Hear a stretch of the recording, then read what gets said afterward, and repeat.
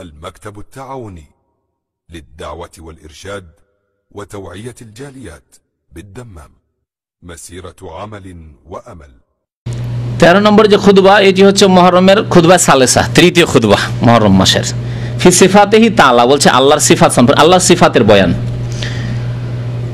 তারপরে ফালিল্লাহি সিফাতুন আযালিয়াতুন কায়েমাতুন বিযাতিহি বলছে আল্লাহ পাক রব্বুল আলামিনের কিছু গুণাবলী রয়েছে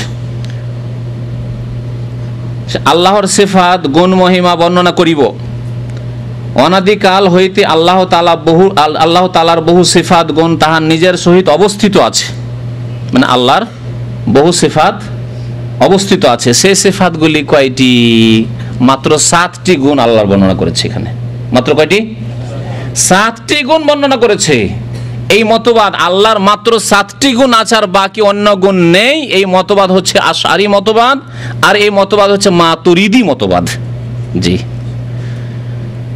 ইসলামী মতবাদ নয় কোরআন এবং হাদিসের মতবাদ নয় কোরআন হাদিসের মতবাদ কোরআন হাদিসের যে আপনার খোলাসা সার সেটি হচ্ছে আল্লাহ পাক রব্বুল আলামিনের বহু গুণ রয়েছে এবং সংখ্যায় 7-এ সীমিত নয় যে সব গুণ কোরআন দ্বারা প্রমাণিত অথবা নবী সাল্লাল্লাহু আলাইহি ওয়াসাল্লামের সহিহ হাদিস দ্বারা প্রমাণিত সেগুলির প্রতি আমরা বিশ্বাস রাখব বিনা বিকৃতিতে বিনা অস্বীকৃতিতে বিনা তার ধরন সম্পর্কে কিছু বললে ধরন বলতে পারবো না কিন্তু আল্লাহর গুণ বলা হয়েছে কোরআনে অথবা হাদিসে আল্লাহর কথায় অথবা নবী সাল্লাল্লাহু আলাইহি ওয়াসাল্লামের কথায় সুতরাং আমরা তাতে কি করব ঈমান নিয়ে আসবো বিশ্বাস করব এই হচ্ছে আহলে সুন্নাত ওয়াল জামাতের আকীদা আর আশআরী আর মাতুরিদি আকীদা শুনুন তাদের আকীদা আল্লাহর কিছু সিফাত রয়েছে সেই সিফাতগুলি হচ্ছে ওয়াহিয়াল ইলম একটি হচ্ছে ইলম ওয়াল কুদরাত দুইটা হচ্ছে ক্ষমতা কুদরত তৃতীয় হচ্ছে ওয়াল হায়াত মানে জীবন প্রাণ আল্লাহর হায়াত আছে চতুর্থ 4 নম্বর হচ্ছে ওয়াল কুওয়াত শক্তি জানি না কুদরত আর কুওয়াতে কি পার্থক্য তা করবে ওয়াসাম এবং 5 নম্বর হচ্ছে শ্রবণ শক্তি ওয়াল বাসারো দৃষ্টি শক্তি ওয়াল ইরাদাতো আর ওয়াল মাশিয়াতু ইচ্ছা ইরাদা আর মাশিয়াত মানে আল্লাহর ইচ্ছা এই 7টি গুণ বর্ণনা করেছে একে বলা হয় সাবআ সিফাত প্রসিদ্ধ আকীদার ক্ষেত্রে যে বাতিল আকীদা আশআরী এবং মাতুরিদি যে ভ্রান্ত একটি মতবাদ তৈরি হয়েছিল মুসলিম সমাজে ইউনানি ফিলোসফি অর্থাৎ গ্রিক দর্শন অনুবাদ হয়ে যখন বাদশাহ হারুন রশিদের জামানায় আব্বাসীদের জামানায় আসলো আর তারপর হারুন রশিদের ছেলে মামুন যখন গোমরাহ হয়ে গেল পথভ্রষ্ট মুতাজিলা হয়ে গেল তখন মুতাজিলাদের বিরুদ্ধে আর একটি দল বেরোলো আহলে সুন্নাত ওয়াল জামাত ছাড়া তারা হলো আশআরী মাতুরিদি তারা কোরআন এবং হাদিসের দলিলের ক্ষেত্রে দলিলকে পিছনে ছেড়ে দিয়ে তারা জ্ঞান বিবেককে যুক্তিকে প্রাধান্য দিতে লাগলো তাদেরকে বলা হয় আলেমদের ভাষায় মুতাকাল্লিমিন তাদেরকে বলা আশআরী মাতুরিদি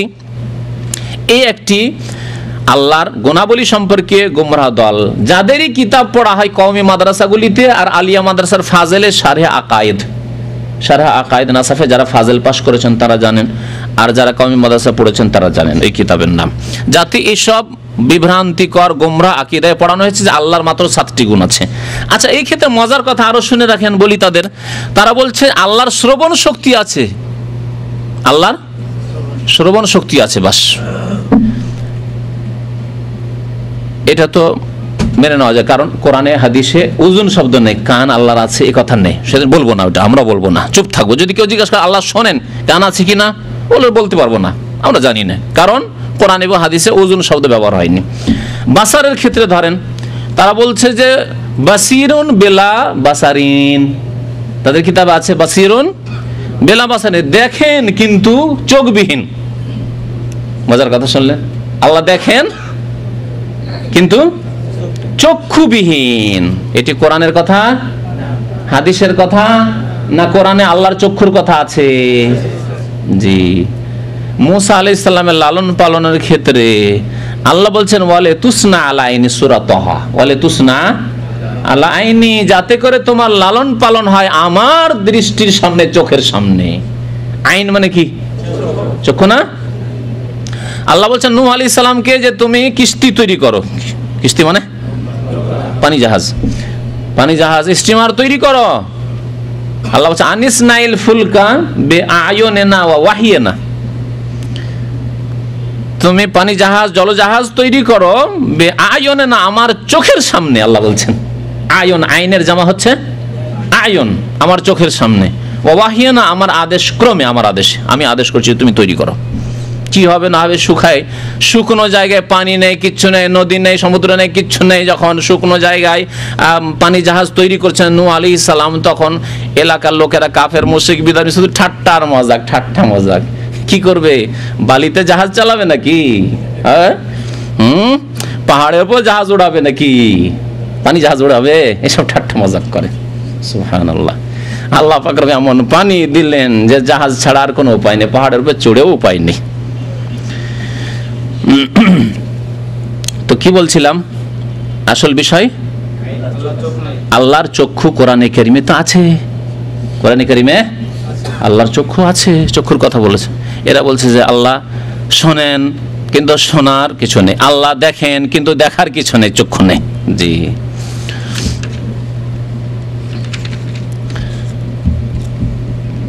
তারপর আরেকটি কথা, তার ইসলাম বিরোধী আকীদা বুঝতে পারলেন কিনা এই খুতবায়? আরেকটি আকীদা 14 নম্বর পৃষ্ঠায়, ওয়াল কালামু বিগাইরিল হুরুফি ওয়াল আসওয়াত, আল্লাহ কথা বলেন, আল্লাহর একটি গুণ হচ্ছে কথা বলা। আল্লাহর গুণ কথা বলা, কিন্তু কথা বলেন বিনা অক্ষরে আর বিনা সাউন্ডে, বিনা আওয়াজে। শুনলেন কেমন মন্ত্রতন্ত্র, যা বোধগম্য নয়, বুঝাই যায় না। আল্লাহ কথা বলেন, আওয়াজ হয় না। আল্লাহ কথা বলেন, কোনো অক্ষর হয় না, অক্ষর ছাড়া। এটা ইসলামিক আকীদা। আওয়াজ ছাড়া যদি আল্লাহর কথা হয়, তো মূসা আলাইহিস সালামের সাথে যখন কথা বলছিলেন, আপনাদের জিজ্ঞেস করি এখন, কারণ আপনাদেরকে যদি একেবারে খুব মুশকিল করে বলি, উদাহরণ না দিয়ে, তাহলে বুঝতে পারবেন না, তাই না? সূক্ষ্ম কথা, বোধগম্য কথা নাই। তাহলে আপনাদের বোধগম্য করার জন্য এখন আসি, মূসা আলাইহিস সালামের সাথে কথা বলেছেন আল্লাহ পাক রব্বুল আলামিন কোথায়? তুর পাহাড়ে। যখন ওখানে গেলেন মূসা আলাইহিস সালাম বিবিকে নিয়ে, তখন আল্লাহ পাক রব্বুল আলামিন আগুনের মতো দেখলেন, আগুনের প্রয়োজন ছিল, আগুনের জন্য দৌড় দিয়ে গেলেন। আগুন কোথায় পাবে?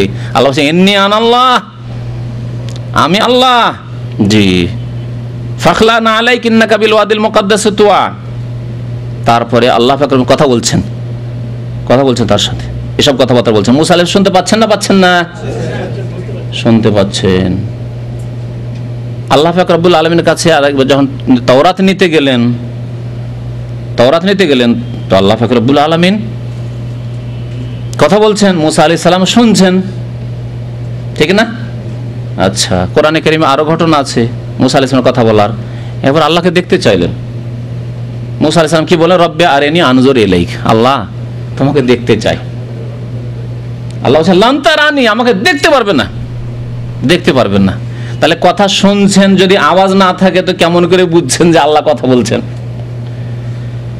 এতে ওই হিন্দুদের এক মন্দিরে ছাপিয়ে রেখেছে, রামায়ণ সামনে করে রেখেছে, কাশীর মন্দিরে।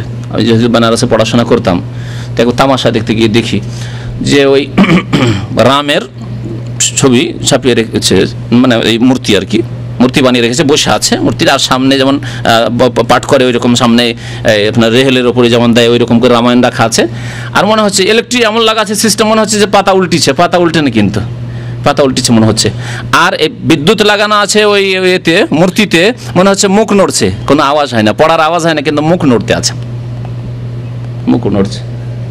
তাহলে আল্লাহ পাক রব্বুল আলামিন যদি এইরকমই কথা বলে থাকেন এদের কথা মোতাবেক, যে ওয়াল কালামু বিগাইরিল হুরুফি ওয়াল আসওয়াতে, আল্লাহর কালাম তো আছে, আল্লাহ তো কালাম করেন, কিন্তু হুরুফও নেই, অক্ষরও নেই, আর আওয়াজও নেই। তাহলে আল্লাহর কথা কি এইরকমই ছিল নাকি? হ্যাঁ, মুখ নড়ানো শুধু? হ্যাঁ, তাহলে মূসা আলাইহিস সালাম কেমন করে বুঝছেন আল্লাহর কথা? লান তারানি, আল্লাহ আমি দেখতে চাই, কেমন করে বুঝছেন এসব কথা?